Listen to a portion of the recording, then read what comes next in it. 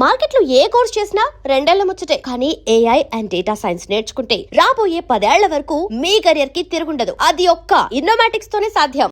స్వామి, ఎలా ఉన్నారు ఊళ్ళో అందరూ? అందరూ బాగున్నారమ్మా. కోతలు కొయ్యలేదేంటి? ఊళ్ళో కూల్ రేట్ల కోసం గొడవ నడుస్తూనే ఉందమ్మా. అడిగినంత ఇవ్వాల్సిందేనని కూలీలు, నచ్చినంత ఇస్తామని రైతులు. ఎవరు రేటు తేగట్లేదమ్మా. ఈ ఇష్యూలో అన్నలు ఇన్వాల్వ్ అయ్యారా? వాళ్ళు వెనక లేకుంటే ఈ కూలి చేసుకునే వాళ్ళకి ఎక్కడి నుంచి వచ్చినాయి అమ్మా ఎన్ని గుండ్లు? ఇచ్చింది పుచ్చుకుంటమే తప్ప ఏనాడన్నా ఇంత కావాలని అడిగారు వీళ్ళు. పోనీలే, ఇన్నాళ్ళకైనా వాళ్ళకేం కావాలో నోరు తెరిచి అడగగలుగుతున్నారు. సంతోషమేగా. తీసుకుని మీదటైనా జాగ్రత్తగా ఉంటుంది.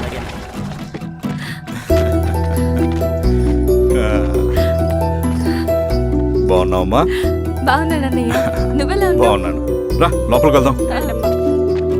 రా కూర్చో. సో ప్రయాణం అంతా బాగానే జరిగింది కదా?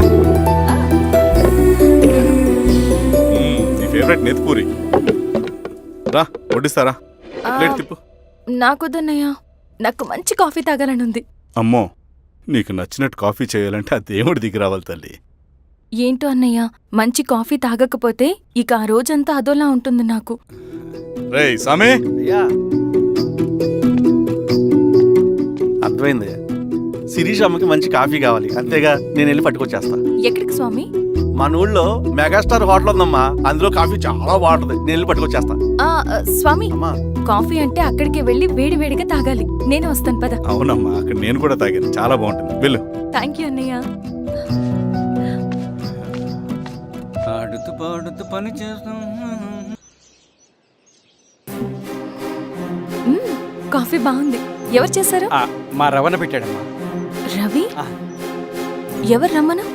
రవణ మేడం పిలుస్తున్నారు.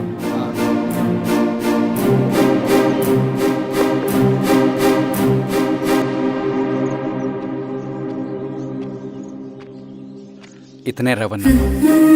శిరీష, మీరా? రవి, నువ్వేంటి ఇక్కడ? కాఫీ బాగుందా? చాలా. అది కాదు రవి, నువ్వు ఇక్కడ? ఈ హోటల్ మనోల్దే. మన ఫ్రెండ్స్ అందరు బాగున్నారా? చాలా బాగున్నారు.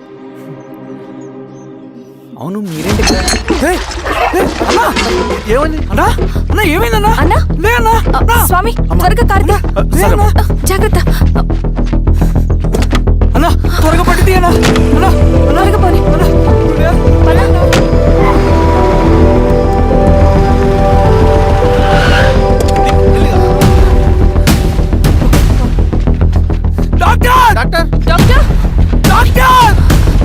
ఏమైంది? డాక్టర్, త్వరగా చూడండి డాక్టర్. లోపల తీసుకురండి.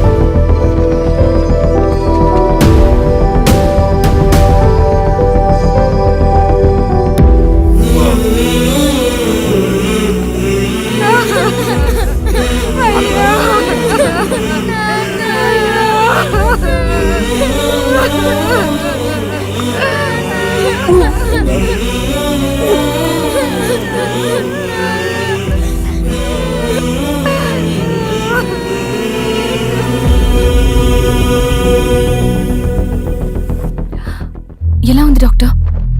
డాక్టర్ చనిపోయాడమ్మా.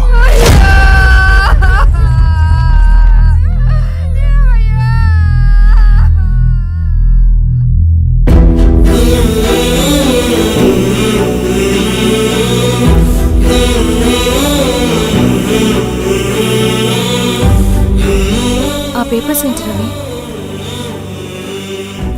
అతని భూమికి సంబంధించిన పేపర్స్. ఒక సంవత్సరం నుంచి ఈ పేపర్స్ పట్టుకుని ప్రతిరోజు ఎంఆర్ ఆఫీస్ చుట్టూ తిరిగేవాడు. భూమిని తాకట్టు పెట్టి అప్పు తీసుకున్న పాపానికి టైంకి వడ్డీ కట్టలేదని అప్పిచ్చిన ఆ దొర ఎంఆర్ఓ ఆఫీస్లో లంచం ఇచ్చి భూమిని తన పేరు మీద రాయించుకున్నాడు. ఈ ఎంఆర్ఓ ఆఫీస్లో ఎవరు నిజాయితీగా పనిచేయట్లేదండి. చెట్టు కట్టి నరకాలు ఒక్కొక్కడిని. నరికేడవేంటి రవి? నువ్వు కాగితం మీద ఒక బొమ్మ గీస్తావు, ఒక చోట సరిగ్గా రాదు. ఏం చేస్తావు? ఎరేజర్తో సరిచేస్తావా, లేకుంటే ఆ పేపర్ని చింపేస్తావా? మరి మనుషుల విషయంలో ఎందుకు రాదు ఆ ఆలోచన? తప్పు చేసిన ప్రతి ఒక్కరిని నరుక్కుంటూ పోతే చివరికి మిగిలేది మనుషులు కాదు, శవాలు.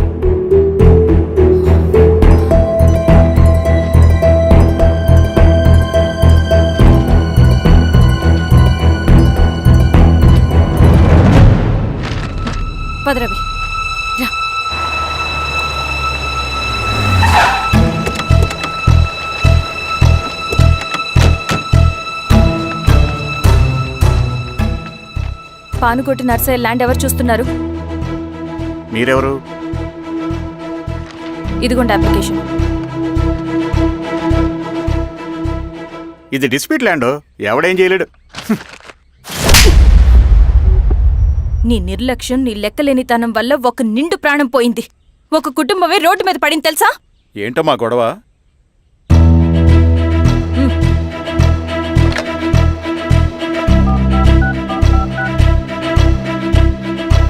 Hello sir.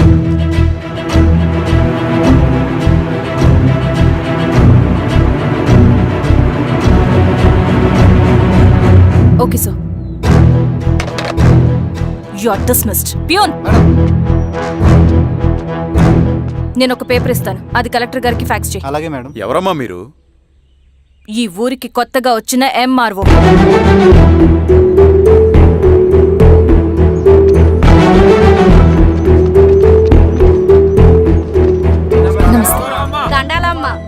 మీ పరిస్థితులు నాకు తెలుసు. పని చేస్తేనే మీకు పూట గడుస్తుంది. పనులు మానుకుని మీరు ఈ ఆఫీస్ చుట్టూ తిరగాల్సిన అవసరం లేదు. మరి ఎట్టాగమ్మా? నేనే మీ ఊరొస్తాను.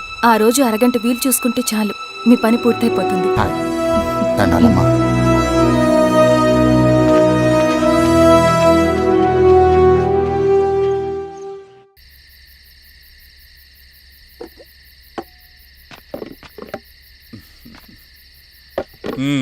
ఎంఆర్ఓ గారు, ఏంటి ఛార్జ్ తీసుకున్న మొదటి రోజే ఆఫీస్లో మీ పవర్ చూపించారట?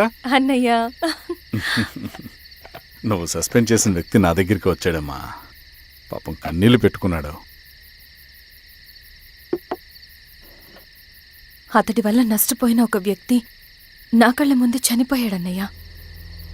కన్నీళ్లు ఎన్నిసార్లు తుడుచుకున్నా పోతాయి, కానీ వీళ్ల నిర్లక్ష్యంతో పేదవాళ్ల ప్రాణాలే పోతున్నాయి. అన్నయ్య, మనూరి సమస్య పేదరికం కాదు, నక్సలిజం. నాలాంటి ప్రభుత్వ ఉద్యోగులు వాళ్ళ డ్యూటీలు సక్రమంగా చేయకపోవడం వల్ల విసిగిపోయిన జనం అడవిలో వాళ్ల హెల్ప్ తీసుకుంటున్నారు. ఒక వ్యవస్థ ఇక్కడ సరిగ్గా పనిచేయనందుకే మరో వ్యవస్థ అక్కడ పుట్టింది. అందుకే నా పన్నం చేయనివ్వండి. స్నానం చేసిరండి, భోజనం చేద్దాం.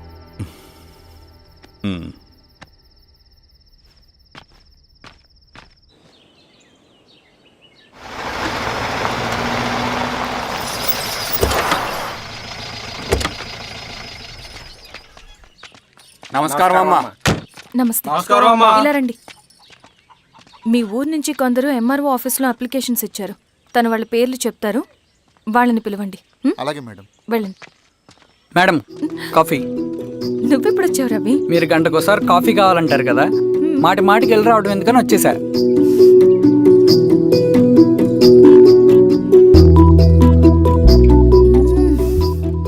రవి, ఈ కాఫీ కోసమైనా నేను పెళ్లి చేసుకోవచ్చు. అదేంటి అలా అనేసారు? That's a compliment. భలే వారండి బాబు. నమస్కారం. రండి రండి. ఎంఆర్ఓ శిరీషారెడ్డి గారు. శిరీష రెడ్డా? శిరీష అనే పిలవచ్చుగా. అమ్మమ్మ, పులికి పంచాలాగా సింహానికి జూలాగా అది మన ఐడెంటిటీ, అదంతా ఉండాలి. సరే బాబాయ్, నేను ఫ్రెష్ అయ్యేస్తాను, మీరు కానివ్వండి. అయినా ఈ కాలం చదువుకున్న ఆడపిల్లలతో మాట్లాడటం చాలా కష్టం. చుట్టుపక్కల శిరీష్ కొన్న ఇమేజ్ మనకి చాలా మంచి అయింది ఈశ్వర. నేను అడగకముందే పార్టీ హైకమాండ్ సర్వే చేయించి నీకే ఫేవర్గా ఉండడం వల్ల టికెట్ ఇచ్చింది.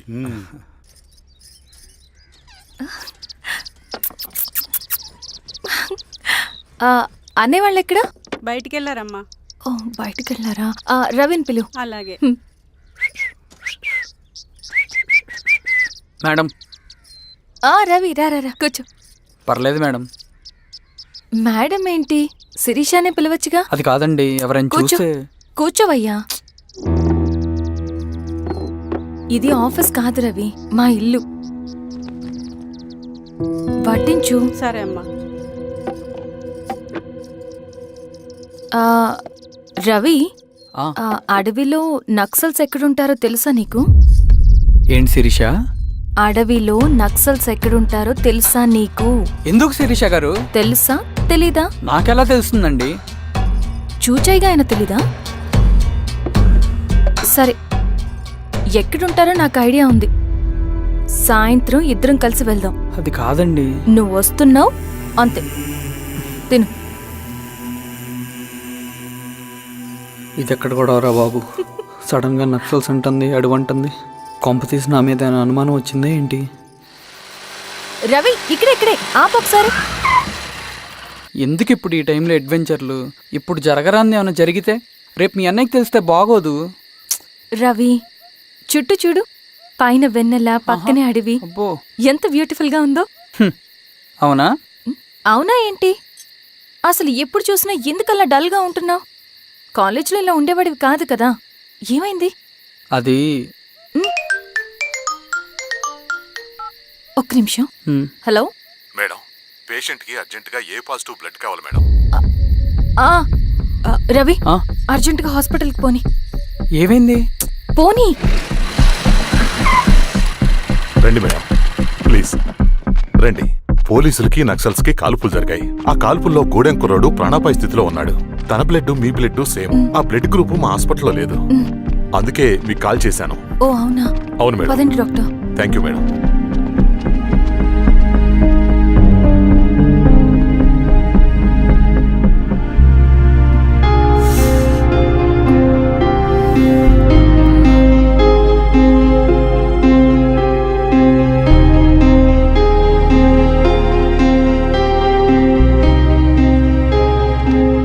Thank you madam. పర్లేదు డాక్టర్, ఇప్పుడు అతనికి ఎలా ఉంది? తను స్పృహలో లేడు మేడం. రవి నీ దగ్గర మనీ ఉందా? ఉన్నాయి. ఇవ్వు. ఇది అతనికి అందించండి, ఓకే. జాగ్రత్తగా చూసుకోండి. అలాగే మేడం. అమ్మా భోజనం తీసుకురమ్మంటారా? నాకేం వద్దు.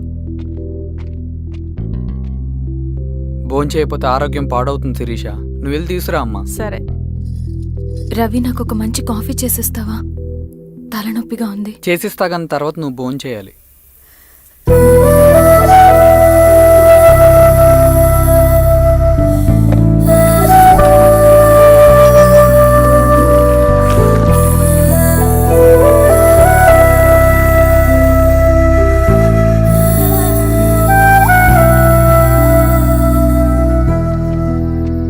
మీరేంటిలా? మంచినీళ్ళ కోసం వస్తున్నాను. ఓ, లోపల ఉన్నాయి, పదండి.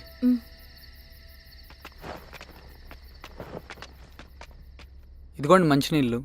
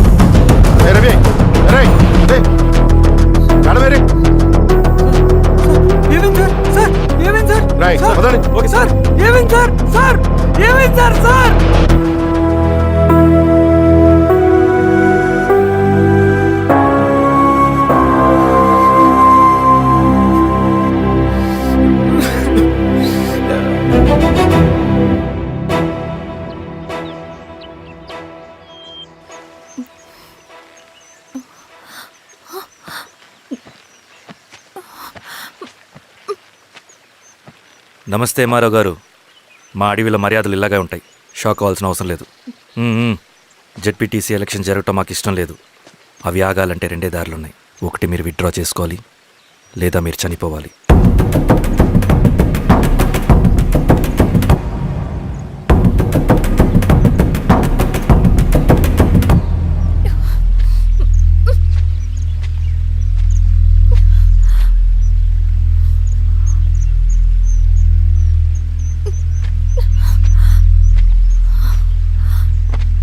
సెంట్రల్ కమిటీ మీటింగ్ ఉందని కబురు వచ్చింది. మేము వచ్చేలోపు ఎలక్షన్స్ ఆగిపోయే న్యూస్ రావాలి.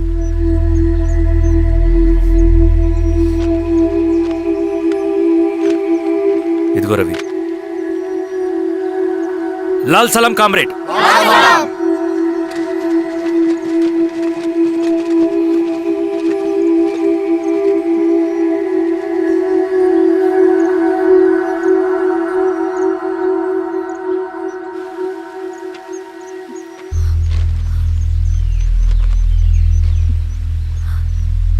ప్రపంచంలో గొప్ప వాళ్ళ చావులన్నీ నమ్మక ద్రోహంతోనే జరుగుతాయని నిరూపించావు రవి. అన్నయ్యని కూడా అచ్చం ఇలాగే చేస్తావు కదా? ఎందుకు రవి? ఏం జరిగింది? అన్నీ బాగుంటే దేశం తరపున బ్యాడ్మింటన్ ఆడేవాడిని.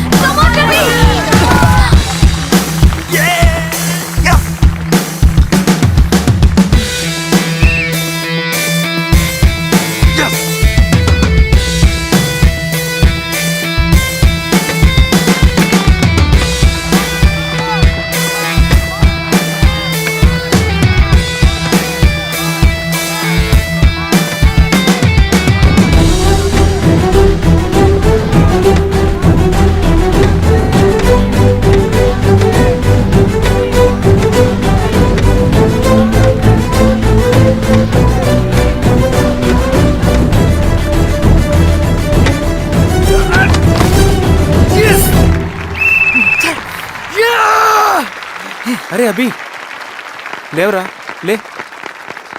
Congratulation. Thank you sir. Ravi, congratulations.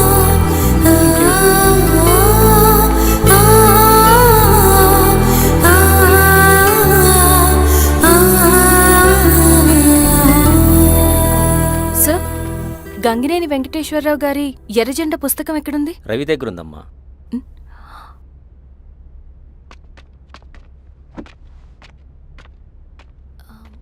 Ravi, మీకు ఈ బుక్స్ అంటే ఇష్టమా? అవును, నీకు కూడానా? నేను ఇప్పుడిప్పుడే చదువుతున్నా. సైలెన్స్. క్యాంటీన్కి వెళ్ళి మాట్లాడుకుందామా? ఓకే. అక్క కాఫీ. థ్యాంక్ యూ రచన. పర్లేదక్క. అయ్యో, కాఫీ అస్సలు బాగాలేదు. 1 minute ఇప్పుడే వస్తా. ఎక్కడికి? ఇక్కడికే వచ్చేస్తా. ఎక్కడికి? 1 minute అండి.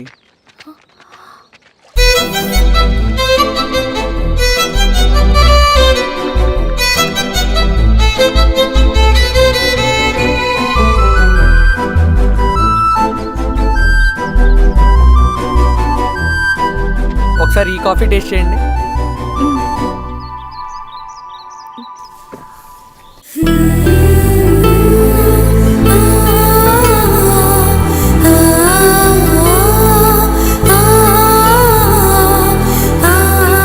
చాలా బాగుంది. థ్యాంక్ యూ అండి.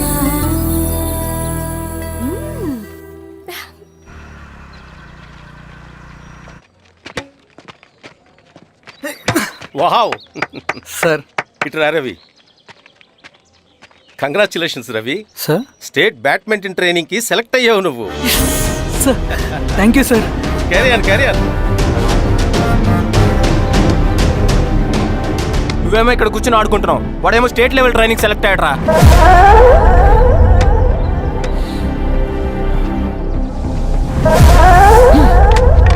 అరే, మొత్తానికి నువ్వు అనుకున్నది సాధించావురా. రే ఎప్పుడు మనం ఎంచుకున్న మార్గమే మన జీవితాన్ని మారుస్తుందిరా. Hi Ravi. All the best Ravi. నీకోసమే తీసుకో. Thank you. బాయ్.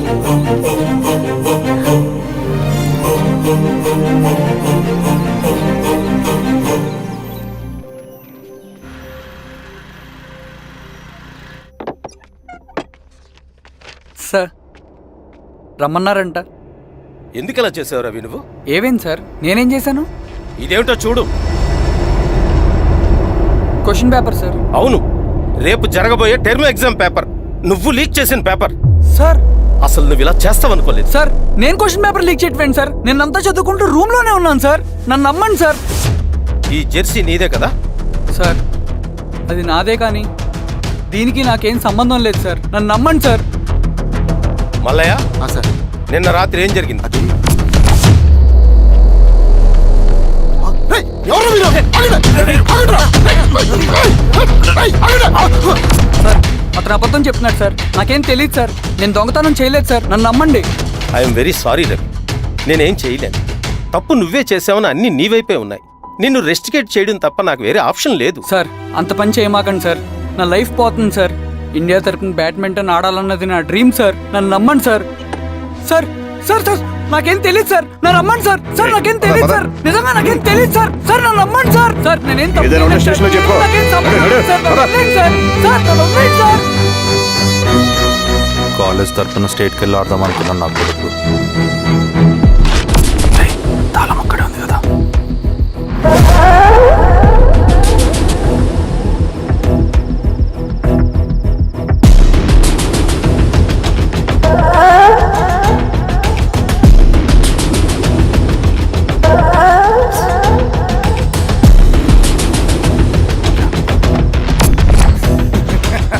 రేపు జైల్లో ఆడుకుంటారా బ్యాడ్మింటన్?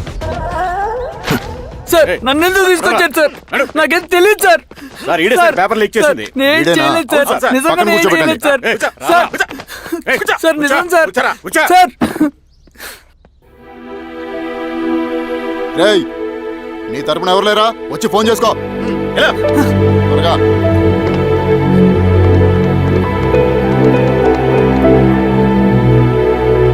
సార్ నేను రవీన్ సార్. రవి చెప్పు. సార్ నేను పోలీస్ స్టేషన్ లో ఉన్నాను సార్. మీరు నాన్న అర్జెంట్ గా రండి sir. Please sir. Police station ఏమైంది రవి? ముందు మీరు రండి సార్ ప్లీజ్. నేను చెప్తాను సార్. సరే సరే వస్తున్నా. వెళ్ళి కూర్చో. సార్ అయ్యా దండలయ్యా. రే రవి నాన్న, ఏమైందిరా? నాకేం తెలియదు ఏయ్, నాన్న. నువ్వు ఆగు. నీ కొడుకు క్వశ్చన్ పేపర్స్ దొంగతనం చేసి దొరికిపోయాడు. ఎఫ్ఐఆర్ రాసి కేసు పెడితే జైలు శిక్ష పడుతుంది. అలా కాకుండా కేసు క్లోజ్ చేయాలంటే 2 లక్షలు కావాలి. వెళ్ళి తీసుకొని రా. అర్థమైందా? ఏదోన్నయ్యా. ఏయ్, నా సంగతి నీకు తెలుసు కదా. లోపలేస్తే 10 సంవత్సరాలు బయటికి రాడు. వెళ్ళి డబ్బులు కొట్టరా.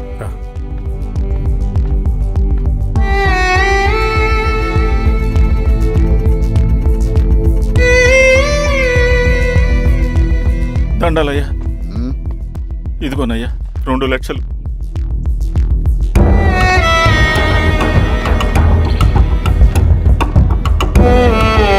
రేయ్, ఆయన పంపించండి రా. ఎలా ఎలా నిజంగా దీనికి నాకేం సంబంధం లేదు నాన్న. త్వరగా దున్నండిరా. బంగారం లాంటి భూమిది. అరే ఏంకన్నా పటేల్ మీ పొలం దున్నేస్తున్నాడు. పటేల్ మా పొలం దున్నుడు ఏంట్రా? రవి పద.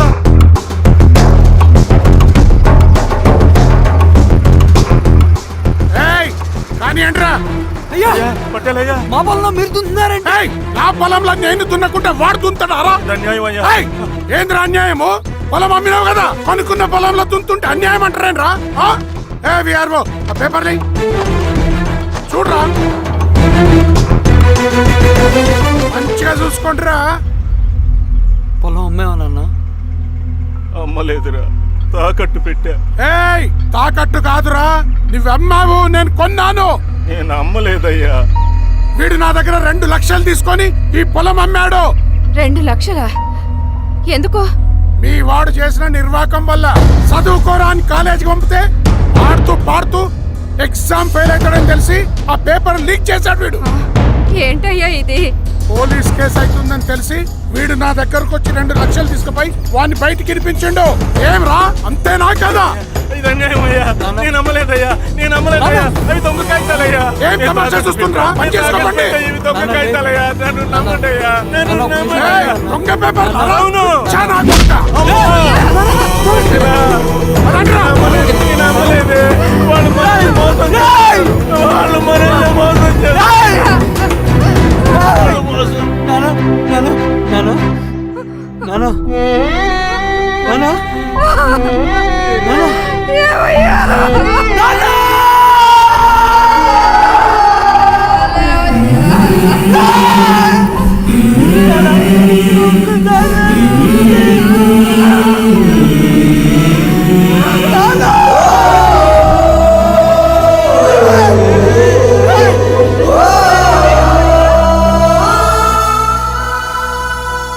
నాన్న చనిపోయిన తర్వాత మా భూమి కోసం వెళ్ళి పై అధికారులను కలిశాను, కానీ వాళ్ళు కూడా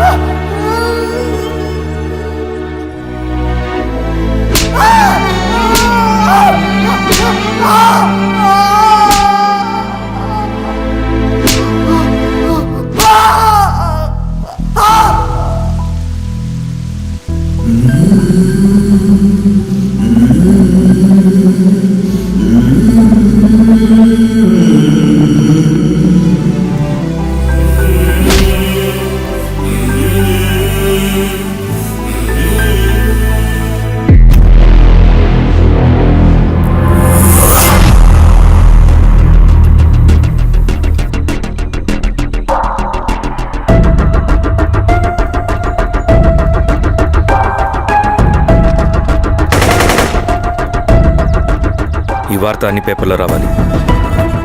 ఈ లెటర్ బాధితుడికి అందించండి. లాల్ సలాం. లాల్ సలాం.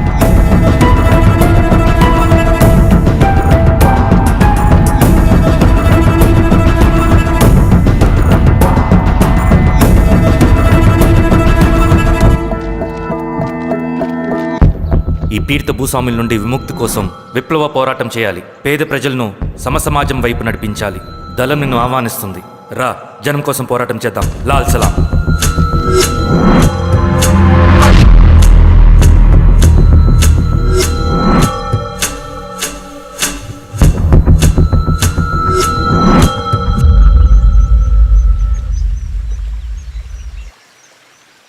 నాకు పట్టిన గతి ఇంకెవ్వరికీ పట్టకూడదని ఉద్యమంలోకి వచ్చాను. ఇన్ఫార్మర్గా చేరాను. దానికోసం ఎంతమందినైనా చంపుతాం, చేస్తాం. కానీ మేమనుకున్న సమాజం తీసుకొస్తాం. కమ్యూనిస్ట్ రాజ్యాన్ని స్థాపిస్తాం. సమాజమా అంటే? రష్యాలో, చైనాలో, వియత్నంలో మా కమ్యూనిస్టులు విప్లవం ద్వారా సాధించిన ఆదర్శ సమాజం. Lenin, Stalin, Mao, Che Guevara, Fidel క్యాస్ట్రోల్ సృష్టించిన కులాలు, మతాలు, వర్గాలు, వర్ణాలు లేని ఒక సామ్యవాద స్వర్గం. అదే మేం కలలుగనేది. దానికోసమే మేం పోరాడేది. నాకు తెలిసి నాజీ పార్టీలో గోబెల్స్ తర్వాత అంత ప్రొపగాండా మీ కమ్యూనిస్టులు తప్ప ఈ ప్రపంచంలో ఎవ్వరూ చేసుండరు. ఉక్కు మనిషి స్టాలిన్, మానవీయుడు మావో, ఎర్ర జెండా వెలుగు ఇలాంటి కమ్యూనిస్టు పుస్తకాలు చదివితే ప్రపంచవ్యాప్తంగా కమ్యూనిస్టులు సాగించిన మారణ హోమాల గురించి నీకు తెలీదు రవి. స్టాలిన్ మొత్తం ఎంతమందిని చంపాడో తెలుసా? 2 కోట్ల మందిని. మనుషుల్ని చంపడంలో హిట్లర్నే మించిపోయాడు. చాలా మందిని సైబీరియన్ లేబర్ క్యాంపులకు పంపి దారుణంగా హింసించి మరీ చంపేశాడు.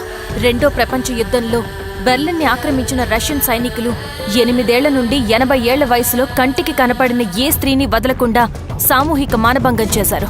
అది కూడా మీ కమ్యూనిస్ట్ దేవుడు స్టాలిన్ హయాంలోనే జరిగింది. ఇక మీ మావోయిస్టుల భగవంతుడు China chairman Mao Zedong great leap forwarded cultural రెవల్యూషన్ల పేరుతో 14 నుంచి 20 మిలియన్ల ప్రాణాలని పొట్టన పెట్టుకున్న మహానుభావుడు. ఇది మీ కమ్యూనిస్ట్ దేవుళ్ళు రాసిన రక్త చరిత్ర. ఆ దేశాలలో పేపర్లు ఉండవు, టీవీలు ఉండవు, స్వతంత్రమే ఉండదు. 1962లో చైనా మన దేశం మీదకి దాడి చేసి భూభాగాన్ని ఆక్రమించినప్పుడు ఒక్కరు కూడా నోరు మెదపలేదు.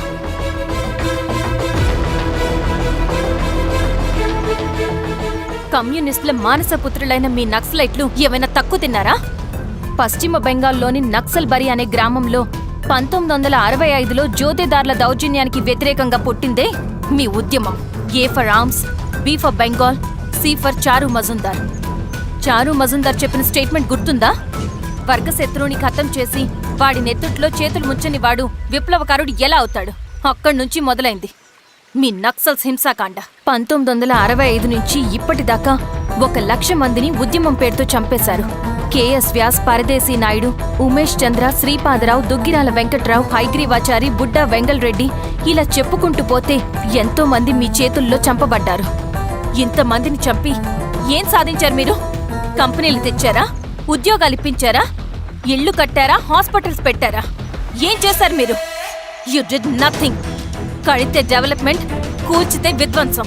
విధ్వంసం చేశారు కానీ డెవలప్మెంట్ ఏం చేశారు మీరు? అంటే ఇన్నేళ్ల ఉద్యమంలో మేం మంచి చేయలేదా? లేకే, ఖచ్చితంగా చేశారు. తెలంగాణ సాయుధ పోరాటం, శ్రీకాకుళం సాయుధ పోరాటం వాళ్ళ చలవే. భూస్వాములు తగ్గి కూలీ రేట్లు పెరిగాయి అంటే అది మీ చలవే. నంబూద్రిపాద్, జ్యోతి బసు, సోమనాథ్ చటర్జీ, పుచ్చలపల్లి సుందరయ్య, తరిమెల నాగిరెడ్డి, చంద్ర రాజేశ్వరరావు, నల్లా నరసింహులు ఒక్కొక్కరు ఒక్కో లెజెండ్. కానీ వీళ్ళు ప్రజానాయకులు. తుపాకీ పట్టి అడవిల్లోకి వెళ్లలేదు. ఎలక్షన్స్ లో గెలిచి ప్రజా సమస్యల్ని పరిష్కరించారు. కానీ మీరేంటి ఎలక్షన్స్ వద్దు అంటున్నారు? ఒక తుపాకీతో మనిషి ప్రాణాలు తీసే బదులు ఒక పెన్నుతో 10 మంది ప్రాణాలు కాపాడొచ్చు. మీలాంటి వాళ్ళు ఉండాల్సింది ఎర్ర జెండా నీడలో కాదు, దేశ జెండా నీడలో. చంపుకుంటూ పోతే ఒకరోజు మనకిష్టమైన వాళ్ళని కూడా చంపుకోవాల్సి వస్తుంది రవి. నా మాట విను. ఇవన్నీ వదులుకుని నాతో రా. ఈ అడవి బయట నీకు గొప్ప ఫ్యూచర్ ఉంది. రా. సంతకం పెట్టండి శిరీష. నేనెందుకు చెప్తున్నానో అర్థం చేసుకోండి. రవి, సంతకం పెట్టండి.